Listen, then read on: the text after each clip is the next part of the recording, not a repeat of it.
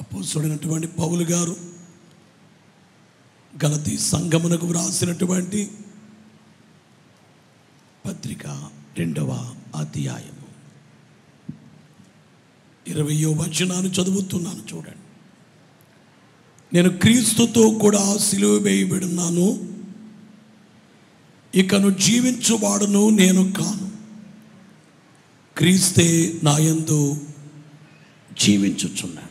ఈరోజు మెసేజ్ పేరు ఏమిటంటే సమర్పణ, రెండవది స్వార్పణ. మొదటిది సమర్పణ, రెండవది స్వార్పణ.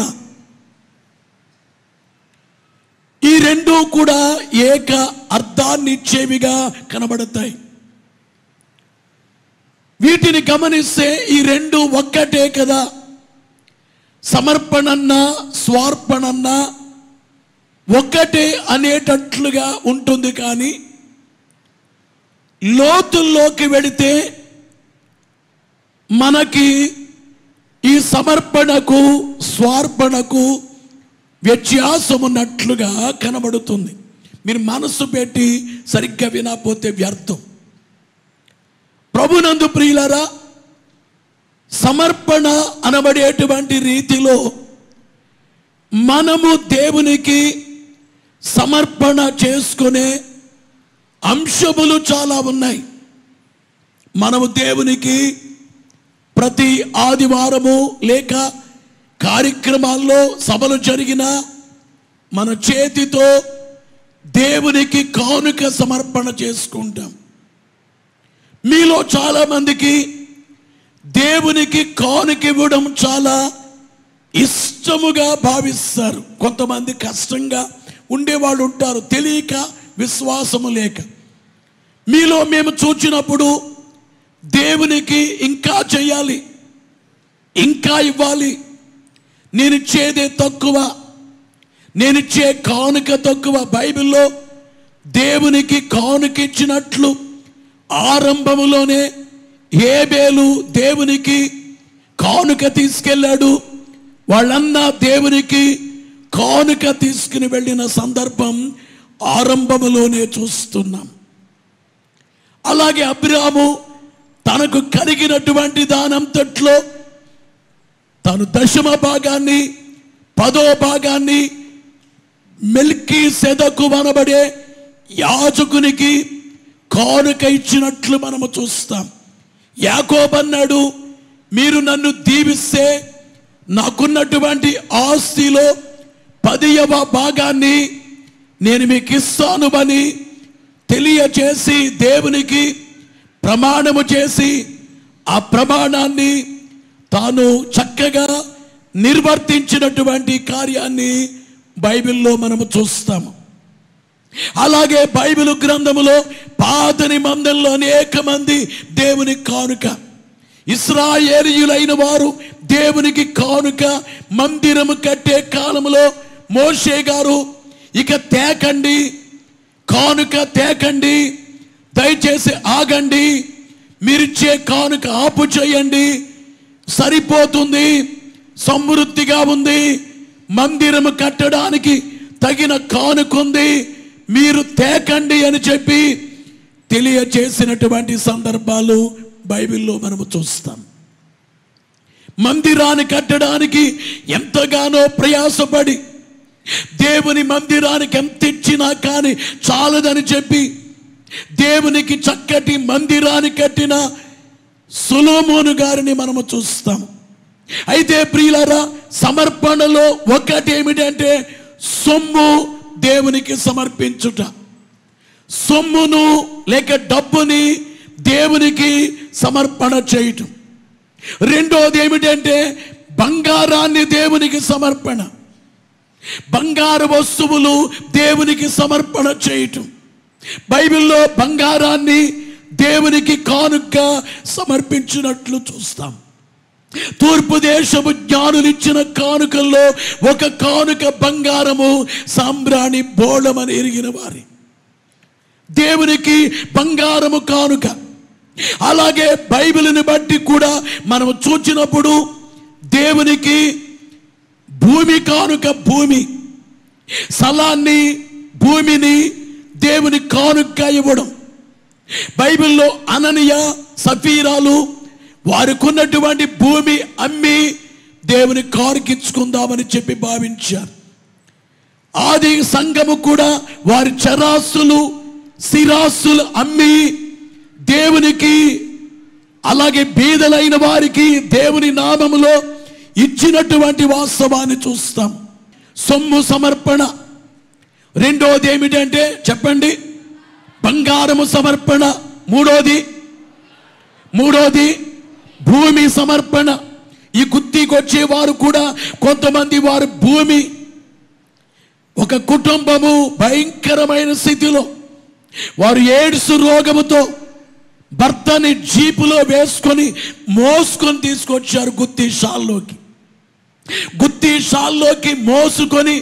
ఎయిడ్స్ వ్యాధి డాక్టర్లు ఇక 10 రోజులు 15 రోజుల కంటే ఎక్కువ బ్రతకడు అనబడే వ్యక్తి, ఆయన తన భార్య ఆరోగ్యవంతులై ఈరోజు వారికి 2 పిల్లల్ని దేవుడు దయచేశారు, సంతానాన్ని. బోలో యేసు మహారాజుకు. పోయిన వారమే, సబలైన వారమే నేను ప్రార్థన చేస్తూ ఆమె చేతుల్లో ఓ శిశువు కనబడితే నేను అన్నాను, ఎవరమ్మా అంటే నా కూతురయ్యా అంటుంది ఆమె. నా కూతురయ్యా ఎంత సంతోషము కలిగిందో నాకు. ఒకనాడు భయంకర, తన భర్త నడవలేని స్థితిలో, ఆమె భయంకరమైనటువంటి అనారోగ్యం, ఎయిడ్స్ వ్యాధి, ఇద్దరికి ఆ స్థితిలో వచ్చిన వారు ఆరోగ్యవంతులుగా జీవిస్తూ చక్కటి పిల్లలు కలిగి ఉన్నారు. ఆ కుటుంబము దేవునికి 1 ఎకరా పొలం, 1 ఎకరము దేవునికి ఇచ్చేద్దామని నా 5 సంవత్సరాలుగా నన్ను అడిగి నేనేం పట్టించుకోకపోతే అమ్మేసి ఆ సొమ్ము తెచ్చి దేవునికి కానుకగా సమర్పించేసుకున్నారు. అంటే గమనించే మాట ఏమిటంటే, భూమి కానుక, సొమ్ము కానుక, ఇంకా బంగారం. మాట్లాడేయండి గట్టిగా. భూమి సొమ్ము కానుక, బంగారము కానుక, ఇంకా అలా ఇంకేంటి చెప్పండి, భూమి కానుక. అలాగే గమనించే మాట ఏమిటంటే, మరి కొంతమంది వారి బిడ్డల్ని దేవునికి ఇస్తారు. నా కుమారుడు ఉద్యోగము కాదు, సేవ చేయాలి. నా కుమార్తె సేవ చేయాలి. మాకిచ్చిన పిల్లల్ని దేవుని సేవకి మేము సమర్పణ చేయుచున్నాము. సమూయేలుని వాడి తల్లి దేవునికి సమర్పణ చేసింది. దేవునికి ప్రతిష్ఠించి దేవుని సేవే చేయాలి. పిల్లల్ని దేవునికి సమర్పణ చేయటం, అలాగే మరి కొంతమంది వస్తువులు దేవునికి సమర్పణ, పశువులు దేవునికి సమర్పణ. అలాగే మరొక మాట ఏమిటంటే, కొంతమంది శరీరాన్ని దేవునికి సమర్పణ చేయటం. శరీరం, ఈ శరీరాన్ని దేవునికి, దేవా నా శరీరము నీకే. ఇంతకు ముందు నా శరీరమే సారా త్రాగిన శరీరం, మద్యపానీయాన్ని సేవించిన శరీరం, నా శరీరమే సిగరెట్లతో ఉన్న, సిగరెట్లు త్రాగినటువంటి శరీరం, మా ఆల్కహాలంతా సేవించిన శరీరం, నా శరీరమే వ్యభిచారము చేసినటువంటి శరీరం. స్త్రీలతో లేక పురుషులు స్త్రీలతో, పురుషులు స్త్రీలతో, స్త్రీలు పురుషులతో పాపము చేసిన శరీరమే. ఈవేళ నా శరీరాన్ని మీకు ఇచ్చి వేస్తాను, నా శరీరాన్ని మీకు ఇచ్చానయ్యా. నా శరీరములో ఇక నేను త్రాగనయ్యా, ఇక నేను అలాంటి వాటికి వెళ్ళనయ్యా. మీలో చాలా మంది ఉన్నారు అట్లా. అయ్యా, ఇంతకు ముందు నా బ్రతుకు చీకటి బ్రతుకు, ఇంతకు ముందు నా బ్రతుకు వ్యభిచార బ్రతుకు, ఇంతకు ముందు నేను భయంకరంగా జీవించాను. అంతేకాక మీ సమయాన్ని దేవునికి ఇస్తారు. సమయము దేవునికి, ఎంత సమయంలో చాలా మంది సమయం అంతా కూడా దుర్వినియోగం చేసుకుంటారు. కానీ మీలో చాలా మంది మోకాళ్ళుని 24 గంటలు దేవుడిచ్చారు, 1 గంట అయినా మోకరించాలి. నేను దేవునికి డబ్బులో దశం భాగమిస్తున్నా, పొలములో అలాగే విత్తనాల్లో వచ్చిన పంటలో దేవునికి ఇస్తున్నా, పంటలో దేవునికి ఇస్తున్నా. ఒక ఆయన అన్నారయ్యా, 10 తులాలు బంగారం ఉంది మా ఇంట్లో, అందుకనే 1 తుల బంగారము దేవునికి తెచ్చేస్తానన్నాడు. అంటే బంగారములో కానుకిస్తున్నావు. ఒక ఆయన 10 పశువులు ఉన్నాయి, ఒక పశువు దేవుని కానుక తెచ్చుకున్నాను అన్నాడు. 100 గొర్రెలు ఉన్నాయి, నాకు 10 గొర్రెలు గుద్దిశాల కానుక తెచ్చాను అన్నాడు. అంటే ఇవన్నీ ఇచ్చేవాళ్ళు దేవునికి సమయాన్ని ఇవ్వరు. అన్నిటిలో కానుకిస్తారు, కానీ మోకాళ్ళుని దేవుని సాన్నిధ్యములో మోకరించడానికి, దేవునికే మోకరించి ఆయన పాదాల వద్ద గడపడానికి టైం ఇవ్వరు, సమయాన్ని ఇవ్వరు. మీలో కొంతమంది దేవునికి సమయము కూడా సమర్పణ చేస్తున్నారు, మంచిది. మరొకటి ఏమిటంటే ప్రాణము దేవునికి సమర్పణ. ప్రాణాన్ని దేవునికి సమర్పణ చేయటము. దేవా యేసు ప్రభువా, నా కులం వెలేసినా కానీ, నా మతం వెలేసినా కానీ, నా బంధువులు మాట్లాడకపోయినా కానీ, మీలో కొంతమంది మాతో చెప్పారయ్యా, మా బంధువులే మమ్మల్ని వెలేసినట్లు చూస్తున్నారు, మా ఇంటికి రామంటున్నారు, మీ ఇంట్లో పెళ్లి జరిగితే రామంటున్నారు అని అంటూ ఏమన్నారు? మీరేం చెప్పారంటే, పర్వాలేదులే, రాపోయినా పర్వాలేదులే, మీరు చచ్చిపోయినా రామన్నారు, రాపోయినా పర్లేదులే, యేసు ప్రభుని విడిచిపెట్టం, అవసరమైతే ప్రభు కొరకు మేము చనిపోతాము, మా ప్రాణము కూడా ఇచ్చేస్తామని అన్నారు.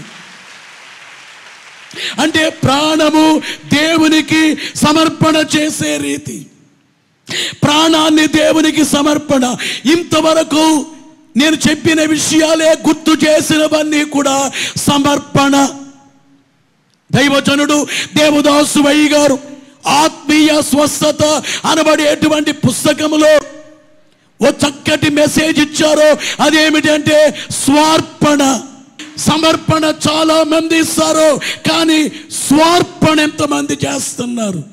స్వార్పణ, మీలో స్వార్పణ అనేది ఎంతమందిలో ఉంది?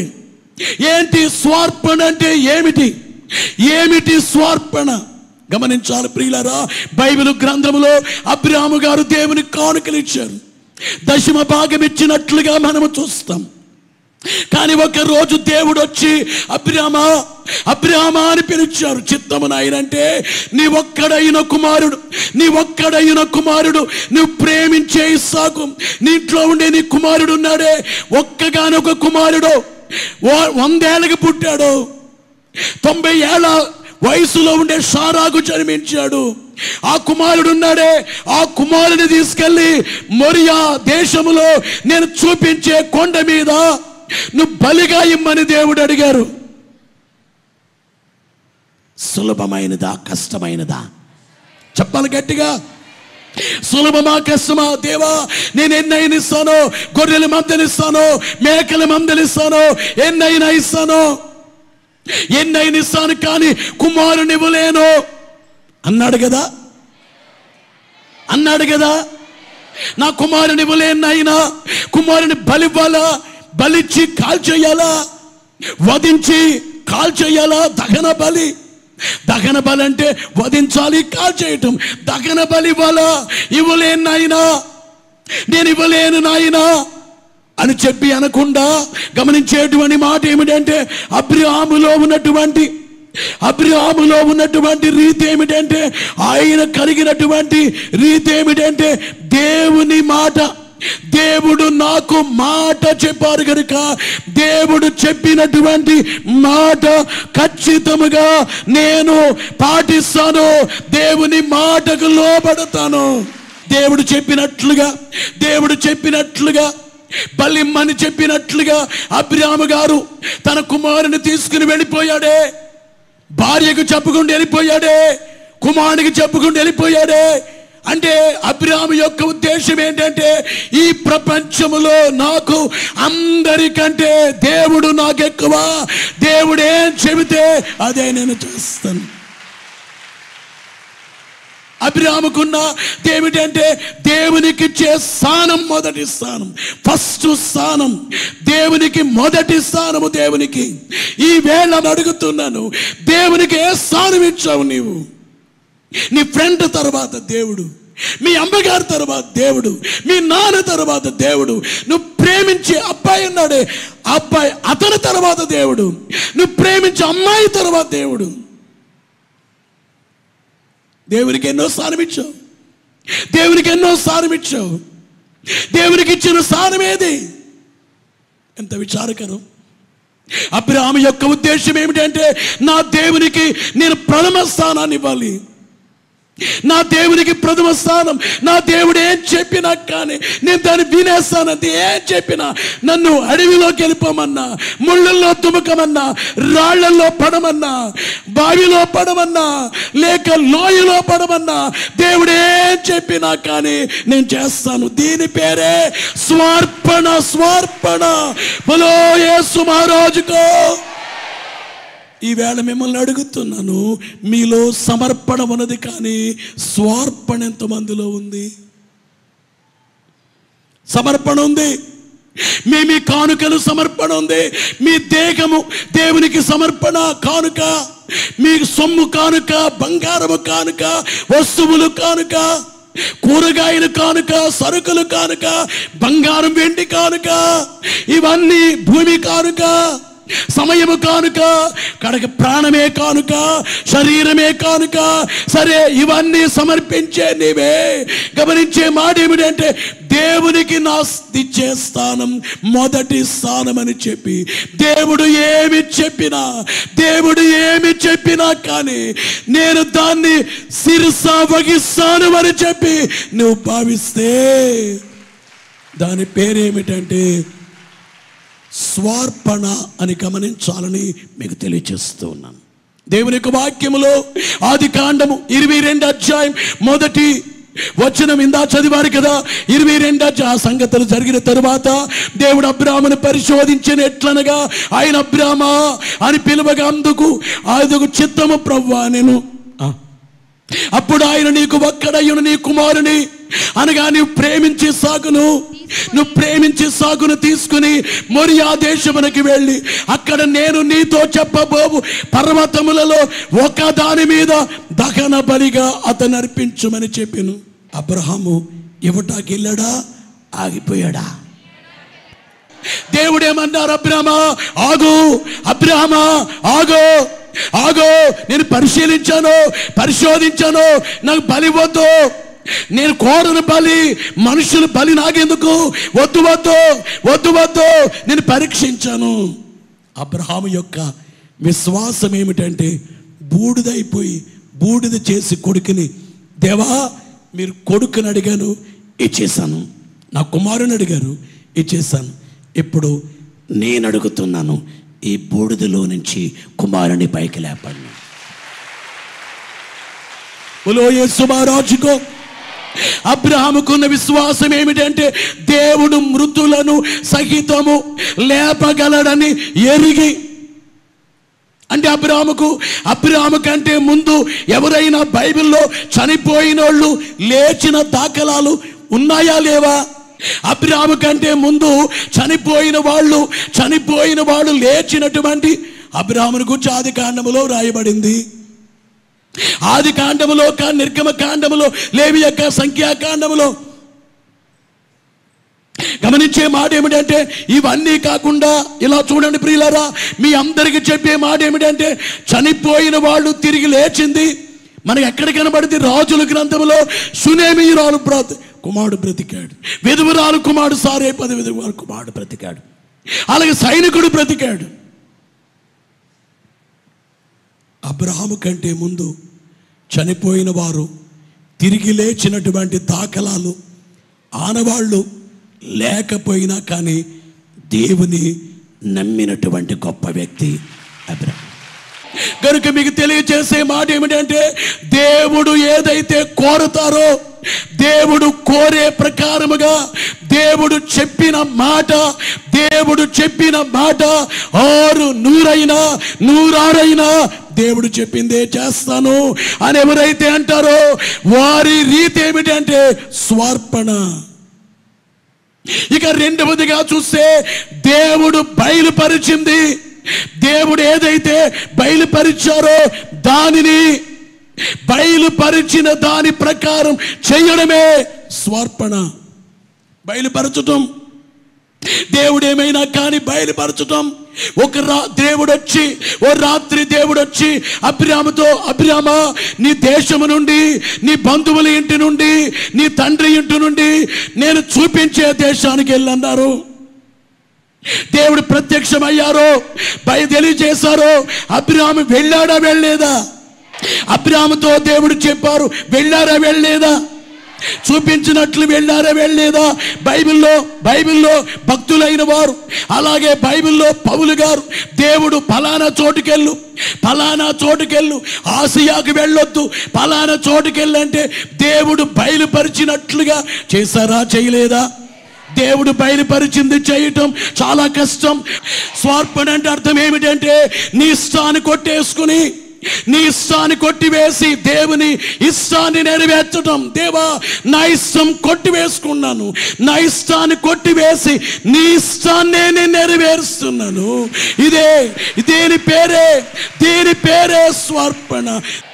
మూడవదిగా దేవుని యొక్క చిత్తం నెరవేర్చుటే స్వార్పణ. దేవుని చిత్తం, దేవుని యొక్క వాక్యములో తెస్సలోనికయ మొదటి పత్రిక 4వ అధ్యాయము 3వ వచనములో వ్రాయబడిన మాట ఏమిటంటే స్వార్పణ గూర్చి.